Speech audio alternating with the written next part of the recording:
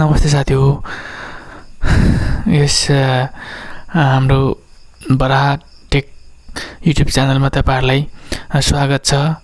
आज म तपाईहरुलाई चाहिँ कम्प्युटरमा रहेका विन्डोज भित्र रहेका बेकारका फाइलहरु जुन चाहिँ हामीलाई कुनै पनि काम छैन, जसले चाहिँ हामीलाई केही पनि फाइदा गराइरहेको हुँदैन, कम्प्युटरलाई चाहिँ स्लो बनाइरहेको हुन्छ, कम्प्युटर भित्र रहेका र्याम को स्पेस लिइरहेको हुन्छ, जसले गर्दाखेरि चाहिँ हामीले कम्प्युटर चलाउने क्रममा चाहिँ स्लो भएको महसुस गरिरहेको हुन्छौं र त्यस्ता बेकारका फाइलहरुलाई चाहिँ कम्प्युटरबाट कसरी हटाउने, कम्प्युटरलाई चाहिँ कसरी फ्री बनाउने त्यस्ता बेकारका फाइलहरुबाट त्यो कुरा चाहिँ आज म तपाईहरुलाई यस भिडियो मार्फत सिकाउन गइरहेको छु।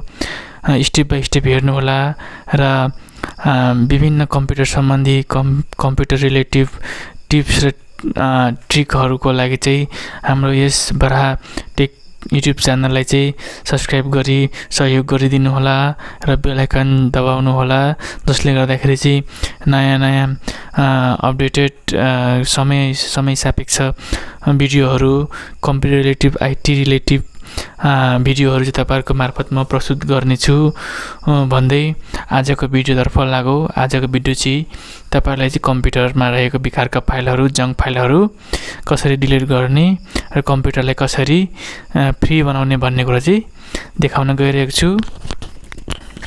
ल हेर्नुस्, अब सर्वप्रथम तपाईको यसमा चाहिँ तपाईहरुको विन्डोज की प्लस आर दबाएर चाहिँ तपाईहरुले सुरुवात गर्नु होला। तपाईहरुले चाहिँ तपाईहरुको कम्प्युटर किबोर्ड भित्र रहेको विन्डोज की प्लस आर दबाउनु होला, आर प्रेस गर्नु होला, विन्डोज की प्लस आर।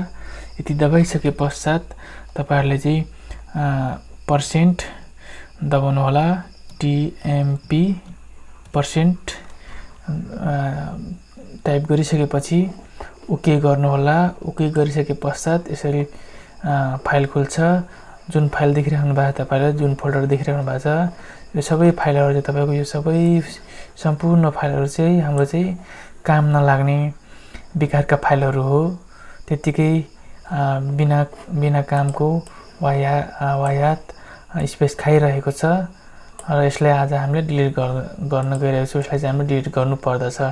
डिलिटको लागि चाहिँ सर्वप्रथम तपाईहरुले माउसबाट पनि यसरी सिलेक्ट गर्न सक्नुहुन्छ, अर्थात कन्ट्रोल ए दबाएर कन्ट्रोल अल सिलेक्ट गरेर डिलिट बटन थिचेर कन्टिन्यू गरिदिनु होला।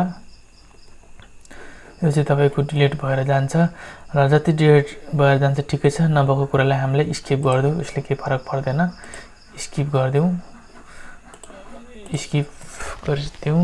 यति भइसके पश्चात हाम्रो पहिलो स्टेपको काम सकियो। अब हामी नेक्स्ट स्टेपतर्फ जाऊ। यसलाई हामी क्लोज गरिदियौ।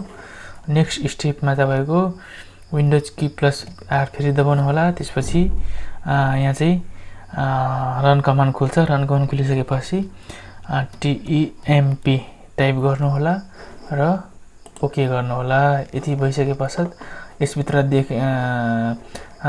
देखा परेका सम्पूर्ण फाइलहरु चाहिँ तपाईहरुले सिलेक्ट गरेर यसलाई पनि डिलिट गरिदिनु होला। कन्टिन्यू गरिदिनु होला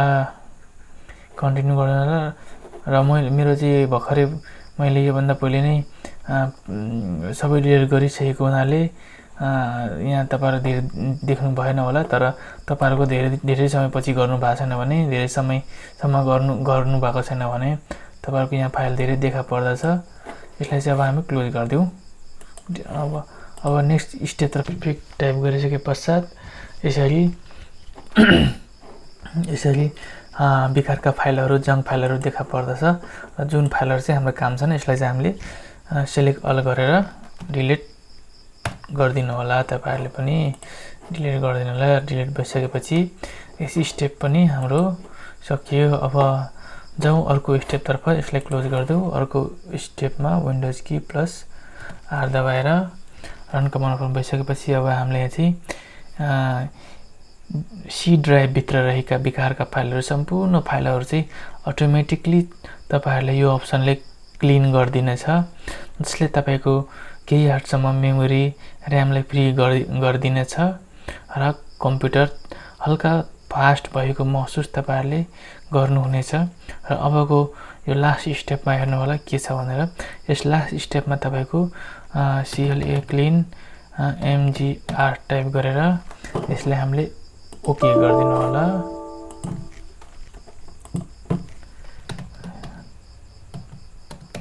क्लीन मा टाइप गरेपछि हेर्नु होला यहाँ यसरी disk clean up drive selection भनेर छ अब हामीले कुन ड्राइभको चाहिँ क्लीन गर्ने हो अब अहिले चाहिँ हामीले सी ड्राइभ भित्र विन्डोज भएको कारणले हामीले सी ड्राइभ भित्रै क्लीन गर्दा राम्रो सी ड्राइभलाई चाहिँ हामीले यहाँ ओके गर्दियौं त्यसपछि यसलाई सबैलाई हामीले चेक मार्क लगाइदियौं चेक मार्क सबै लाउँदाखेरि यी सबै फाइल भित्र रहेका जंक फाइलहरु चाहिँ अटोमेटिकली क्लीन गरिदिनेछ यस अप्सनले त्यसैले हामीले सेलेक्ट गरिसके पश्चात ओके मा क्लिक गर्दियौं र अहिले sure you want to permanent delete this file भनेको हाम्रो केही पनि फाइल त्यस्तो आवश्यक पर्ने केही पनि फाइल डिलिट गर्दिदैन जस्ट यसले चाहिँ क्लीन गरिदिनेछ सी ड्राइभ भित्र रहेका सम्पूर्ण जंक फाइलहरु काम नलाग्ने फाइलहरु अटोमेटिकली डिलिट गरिदिनेछ त्यसैले हामीले अब यहाँ डिलिट फाइल्स गर्दियौं यसले चाहिँ अब अटोमेटिकली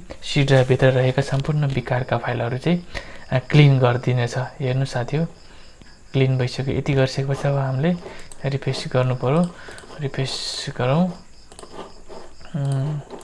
रिफ्रेश गरौँ यति गरिसकेपछि हाम्रो कम्प्युटर केही हदसम्म फास्ट भएको महसुस तपाईले पाउनुहुनेछ र यस भिडियो तपाईहरुले अन्तिमसम्म हेरिदिनु भएकोमा धेरै धेरै धन्यवाद र यसैगरी साथ सपोर्ट गरिदिनु होला भिडियोलाई शेयर गरिदिनु होला र बेल आइकन दबाइदिनु होला यदि तपाईहरु यस भिडियोमा नयाँ हुनुहुन्छ भने कृपया सब्स्क्राइब गरी सहयोग गरिदिनु होला आउने दिनमा तपाईहरुलाई चाहिँ यस्तै इन्फर्मेटिभ भिडियोहरु लिएर आउने छु भन्दै आजको यस भिडियो मा जति सिक्नुभयो तपाईहरुले दैनिक जीवनमा प्रयोग गर्नु होला